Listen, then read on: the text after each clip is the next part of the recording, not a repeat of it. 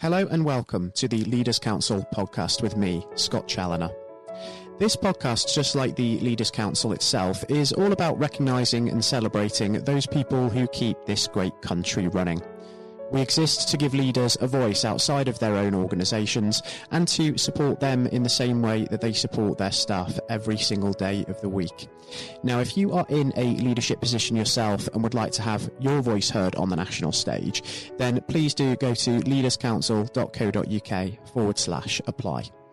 Now, each week on this programme, I'm joined by a different leadership figure from the world of business, education, politics, sport, or even from local communities, in the aim of truly discovering who those people are that get up every morning and make this country work. We get their take on the current economic and political landscape of the UK, and on this occasion, we discuss everything from crisis decision-making to bread baking, and of course, the success and the innovation that makes it all worthwhile in the end. On today's programme, I'm delighted to be joined by Simon Cannell, Managing Director of Speciality Breads, a Kent-based bread producer that specialises in providing frozen doughs to fully baked artisan breads for the food and catering industry. Simon, welcome and thank you ever so much for joining us on the show. Thank you for having me on. It's a real pleasure, Simon, and thanks again for joining us. Now, there's a nice little bit of history with your business, isn't there, in that you supplied the Athletes' Village during the 2012 London Olympics. That's right, isn't it? Yes, that's right. We were one of we're still only the real sort of major bakery in the UK to have red tractor status. So for the London Olympics, they were very keen to have British product featured very prominently, obviously. So we ended up as the bakery of choice for the Athletes' Village, which is a big feather in our cap, so we're very proud of that. Yeah, absolutely remarkable. And of course, much has changed since 2012, when it seemed as if we had the most extraordinary summer, the Olympics in Great Britain, of course, and all of those medals. And last year's warmer months have ended up being something of a damp squib in comparison, haven't they, with all the major sporting events cancelled courtesy of COVID-19. So if we address that elephant in the room to start with and talk about COVID in the context of speciality breads, how would you say all of this has affected you and your operations on the whole? It's been huge. So it's a rather large elephant, that one. For us, we predominantly supply the food service sector, so restaurants, pubs, and hotels. We've got very little business in the retail sector. So as a manufacturer, we've been very, very sort of significantly impacted by it. So we average at that time of year before the first lockdown somewhere in the region of about £150,000 worth of turnover per week. Within the second week of lockdown, that had reduced to 2,500. So it was a huge impact for us. And I suppose that the issues within the hospitality sector as well have been sort of a significant business cut off for you as well, because with you being in the catering business, I suppose that is a large part of your business there. Yeah, that is predominantly what we do. So it had a really, really major impact on us. As I said, the sales dropped off a cliff really within those first 2 weeks. We normally employ about 98 staff. We furloughed 91 of those, sort of once the furlough scheme became available, and we ran the core business for that sort of first pretty much 3-month period of the first lockdown on 7 staff. So it was really very much a skeleton crew. The staff that we've got are incredible. It's sort of the difficult thing with sort of deciding on who to furlough and who to keep in the business is difficult, because of it's not a good experience for either one, really. If you were furloughed, you were sort of stuck at home, not being able to have any sort of impact on the sort of direction of the business. And if you were still in the business, then you're left with all of those sort of key decisions to make and all of those sort of stresses and responsibilities of the other 91 members of staff sort of on your shoulders. So, it wasn't a good experience for sort of anyone, no matter which side of the coin they were on, really. Absolutely right. And I suppose when you're in a leadership position, it's very difficult to have to be in the chair to make those decisions, as it were, and all of the pressure is certainly on you. But I suppose from the experience you've had in leading the business through this quite trying time, would you say that maybe you've come away having learnt something from having to adapt to this new reality at all?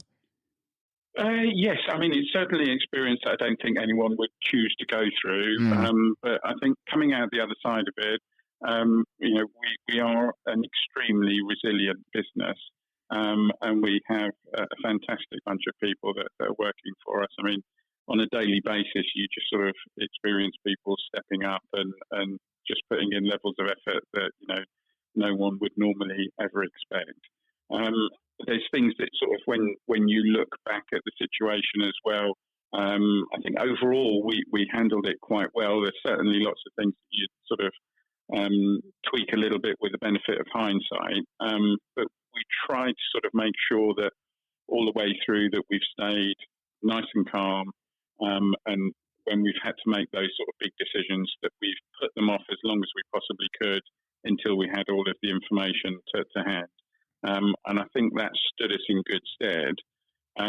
One of the other things that we did, which was particularly beneficial, was try and look past the pandemic. We knew that a recovery was going to be happening at some point.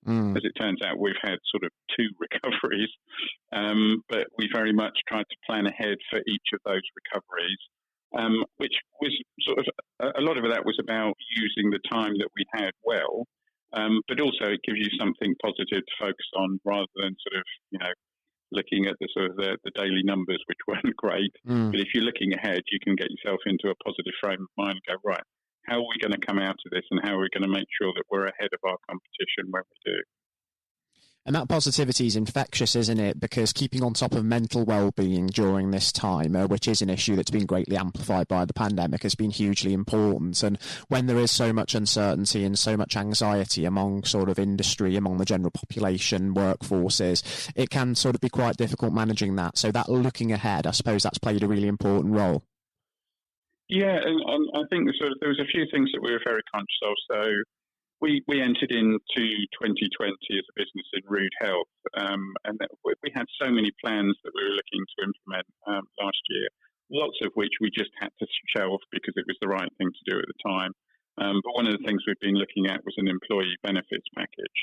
And as part of that, the elements of that was a free sort of counselling service that we're going to put in place for staff to help with sort of mental health issues. And we shelved all of the other aspects of the package, but that one we brought forward and implemented that sort of as we went into that first lockdown. So we had that available for staff to be able to use throughout, which I think would probably have sort of proven a godsend to sort of a lot of people.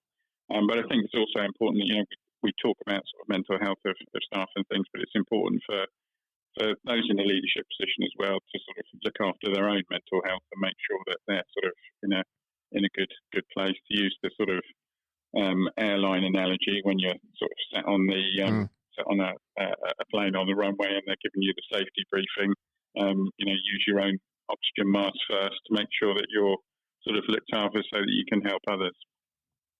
I think that's very right, and I think it's very inspiring as to how workforces and how industry by and large has reacted. It's very much held up its side of the bargain with some incredible adaptability and innovations over the course of this last 14 months. So business has certainly played its part, but much, on the other hand, of course, has been made about the government's actions during the pandemic. And to its credit, it stepped in with some incredible support for businesses during this time with, of course, the business rates relief, with the furlough scheme, as we've talked about, and with also coronavirus business interruption loans as well. Although with some of these measures eventually going to be facing an end, perhaps sort of later this year, and indeed the business rates relief is one that will be lapsing at the end of June, I believe, are businesses still sort of facing some sort of a cliff edge financially, in that they are eventually going to have to burden this debt, and we're sort of kicking the can down the road to a degree? I think it very much depends on the position that your business went into the pandemic. We were in a fortunate place that the business was very healthy as we went in, and I think that means that you're able to then make very sort of different decisions, because when you're in a position of strength, you're able to take a sort of step back, analyse things nice and calmly, and then sort of make the calls that you need to make. When you're up against it financially, it means that you make very, very different decisions at times. And I think for some of those businesses that were in sort of whether it was sort of, slight financial distress sort of going into the pandemic, or just maybe had sort of stretched themselves a little bit thin with acquisitions or whatever. For them, I think they'll be feeling the pinch an awful lot more. So as we've come out with sort of both of the recoveries, both the recovery last summer and sort of the one that we're in the middle of now, you do see businesses take a slightly different approach. So we brought back our staff back in early March and started ramping up production in readiness for the recovery and the sort of fully reopening of hospitality. Whereas those businesses that were sort of feeling the pinch a little bit more, they would be holding on for as late as possible, keeping their staff on furlough for as long as they could, until they sort of brought them back. So, I mean, we've had no furlough claim in now for certainly got none for this month, and we had very little sort of last month because we've got all of our staff working absolutely full tilt to sort of get the business sort of up and running and ready to sort of take advantage of the busy summer that we've got ahead. And I guess that was needed as well, wasn't it? Because according to the government's roadmap out of social restrictions, hospitality now has returned almost in full flow, and therefore there is that need there to mobilise and get ready, because it looks as if UK domestic tourism, given all of the troubles that are involved with trying to travel abroad at this time, is going to enjoy a bumper year. So it's a good time to really cash in, and there is some real optimism for your industry going forward, isn't there? Yeah, there is. It's very much feast and famine, sort of, if you look back over the past 12 months. But we're in a position at the moment where we're beating sort of our figures from. So I think everyone in sort of the business world has pretty much sort of written off 2020. So we normally look at year-on-year performance, but it's irrelevant to look at last year in terms of that metric. So we're all looking back at 2019 as the baseline for our measures that we're using now, and we're outperforming 2019 figures quite significantly. So that's sort of a real positive and something that we can be excited about. The challenge is sort of planning ahead for the future. Businesses like certainty, and that's because we're making investments that are sort of medium to long term, and therefore we like to know sort of what's coming up. And it's very difficult from the government's perspective to be able to give certainty, but I definitely think that there's other things that they could be doing which would help businesses to sort of plan a little bit more and ensure that businesses have got that sort of safety net for being able to make those decisions. And are there any sorts of measures that perhaps you'd like to see from them over the coming weeks and months to help business in that way? I think so. From the furlough perspective, it's been an absolute godsend. That's been fantastic. It's been really, really good support, and I think the government deserves a huge amount of credit for that. They rolled it out very quickly. They made it, I'd say, relatively easy to sort of claim for. Payroll for businesses that had sort of less than 100 members of staff, it was quite onerous to sort of put it through. But they implemented that quite quickly. So furlough, I think, has been a sort of big tick in their sort of the sort of government box. So that's great. Things like the rate relief that you mentioned earlier, that's been a little bit more sort of hit and miss. Rate relief, we were actually, as a manufacturer, we weren't entitled to any business rate relief, which was a bit of a shocker because of the hospitality industry that's our lifeblood. So that's who we supply, probably about 99%. And so if you had a venue, if you were a pub or a restaurant or sort of any of those sort of types of businesses, you were entitled to 100% business rate relief. As a manufacturer, we got absolutely none, which, considering sort of those businesses and venues can't function without the network of suppliers and wholesalers that also exist to support the industry. It's been patchy, the support that's been given. I think sort of looking ahead to the future in terms of what the government could do to help provide support, I think no one wants to utilise the furlough scheme. We all want to have all of our staff back sort of fully employed. So having the furlough scheme extended for a little bit longer to sit there as that sort of safety net in case we need it, I think could be quite a good thing, because of the levels that are being claimed from that now will be very, very small compared to what they were at their peak. And then I think the other thing that would be really useful is for them to have a look at, none of us want to go back into another lockdown, and we're all desperately hoping that that doesn't happen.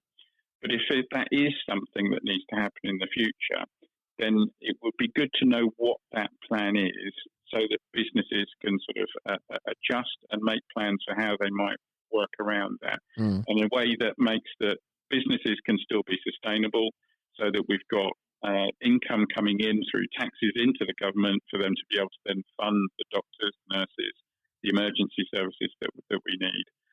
And so being a bit more creative in the way that they look at sort of future lockdowns and ways of controlling the pandemic if it does sort of surge again, I think would be a massive benefit to business. And I suppose keeping business better informed as well about its plans to sort of reverse restrictions or not, I suppose that would also be quite useful, because there was a great deal of sort of discontent, let's say, about how sort of plans to lock the country down were communicated, particularly sort of the second and third time around, where it sort of came upon us quite suddenly, I would say. Yeah, I mean, it's incredibly difficult when you're sort of, you're constantly taking risks as a business. So planning for the hospitality reopening, we can't just open immediately. We need to build stock in readiness for that. So we're producing stock, producing weeks ahead of when hospitality actually reopens, and just hoping and praying that those dates don't get moved. So when you're sort of, I'm sat in the car on the way into the bakery in the morning, listening to the radio and the latest news, and you've got sort of experts on there each day sort of talking about the dates being moved back. I completely understand where they're coming from, but from a business perspective, when you've been planning for weeks and months working towards those dates, it's very sort of difficult to then hear people talking about sort of moving them. So yeah, it's a fine balance to get right. It is, and I suppose it's also frustrating as well when, according to the current roadmap, you don't know whether the date's going to actually go ahead until just the week before. So you'll have been planning for weeks and weeks and weeks ahead of the reopening, and then you'll have 7 days' notice that actually it's not going ahead as planned, and we've now got to prepare for that. Exactly. And I think, at the moment things are going really well. So, as I said, we're ahead of the sort of the sales that we're achieving in 2019 for the same sort of time of year. So the restrictions that are there at the moment are they're hampering sales to a degree for venues that would sort of clearly benefit from having larger numbers of people within them. But it's not affecting things too much. I think business is coping sort of okay with it at the moment. I think a sort of a little bit of a delay on that would not be too disastrous, but it's making sure that people know that reopening fully without all of the additional guidance is coming at some point, because of some businesses are not sustainable without the restrictions going completely. And therefore, the sooner we can get back to that position, the better. Exactly right. So it's a little bit of a limbo period for us, as we record this podcast, because it is being recorded on Friday, the 11th of June. So we will find out in just 3 days' time as to whether the full freedom date will be going ahead on June the 21st. So we keep our fingers crossed, and we're sort of waiting for that to happen. But I suppose reflecting back on the lockdown period for sort of your profession as a whole, Simon, there were a couple of nice things to actually come out of the lockdown period. I've been privy to some data actually that was collected during lockdown that was supplied by Market Measures, a market research group, and they actually uncovered that during lockdown more people have taken to cooking from scratch at home, trying new recipes, and that's seen a significant increase in home baking. But also something else to come out of this is a resolve to buy local and British produce and to help local businesses. And I suppose these things are beneficial for your profession, and it's also things that you're quite passionate about. It's one of my biggest passions is about sort of supporting British and also sort of buying local as well. So we have, aside from the bakery, we also have a couple of delis as well in Kent, where we're based, and those are all geared around supporting local producers. So we have one in Headcorn called the Foodies Emporium, and over 60% of the products that we stock in there are from local producers.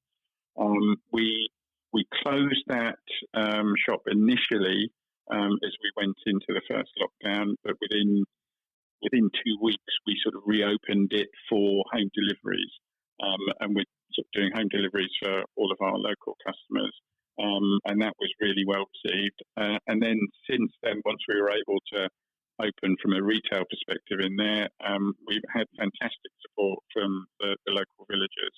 And it's just been great to sort of see them continuing to support the business all the way through. So I do hope that that's something that sticks. I'd like to think that it will, because we've got some amazing producers locally and nationally. You look back historically, and I think Britain wasn't particularly proud of what we did from a food perspective. I don't think we had the best reputation in the world. But you look at where we are now, and I think we're the envy of most countries for the quality of produce that we have in this country and the broad spread of cuisine. I can't think of many places in the world that you can go to and experience such high quality of food across such a diverse sort of selection of different types of menus. It's fantastic. It is. It's brilliant to see, certainly, this sort of real promotion of British in the sort of global food market. Absolutely right. And I think it may have a big part to play in the enduring economic recovery once we do eventually move out of social restrictions, hopefully for good. And when we talk about that recovery and what that's going to look like, I suppose the ultimate ambition from the UK government perspective is for it to be a green recovery. And that does certainly have a great deal of support from the great British public as well. Now, I understand at Speciality Breads as well, Simon, you yourselves have committed to some green targets, and then one of those is to reduce consumption of single-use plastic by around 50%. So I suppose a green economic recovery is something that you'll certainly be championing yourselves at the business. Yes, it's definitely something that we're pushing for. I mean, for anything, it makes an awful lot of business sense to be doing it regardless.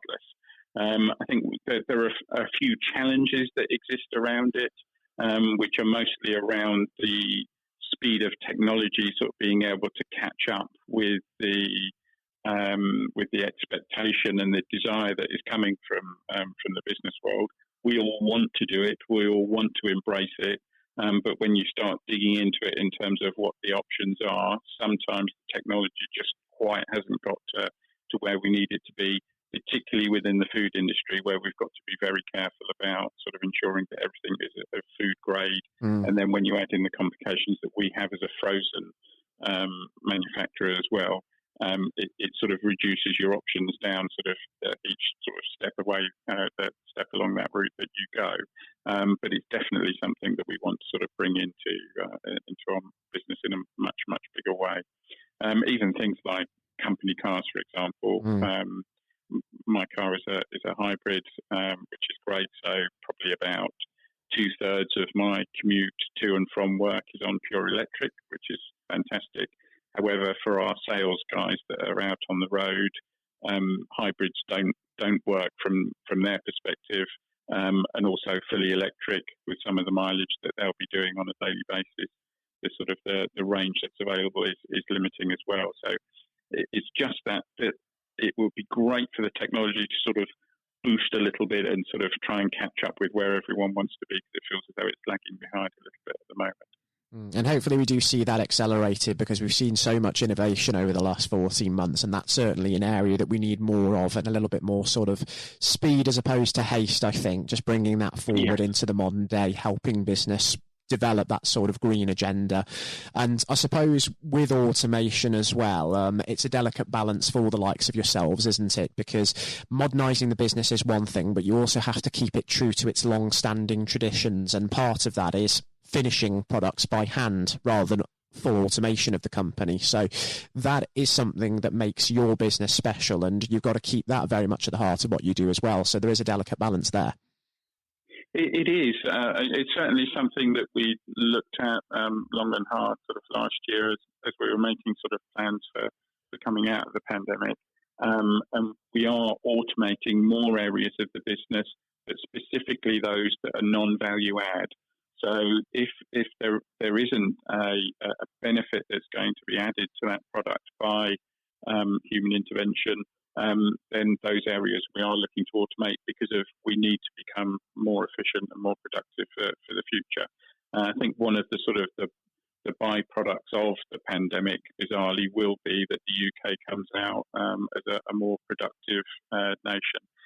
But for us, it's very much about ensuring, as you said, that we don't damage the nature of the product that we're making.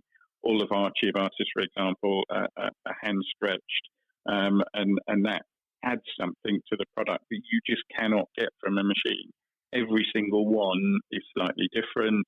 They're handled so much more gently than they would be if a machine was making them, and you can see the difference, and I think you can taste the difference as well.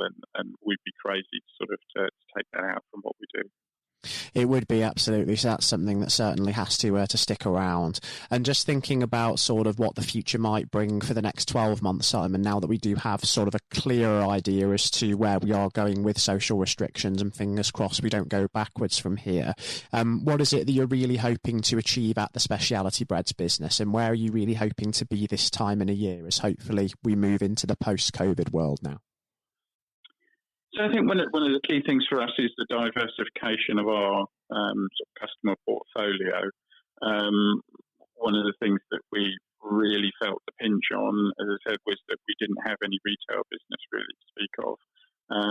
So although the sort of pandemic is very much a unique experience, I do think we need to get a better balance within the business of the types of customers that we're dealing with.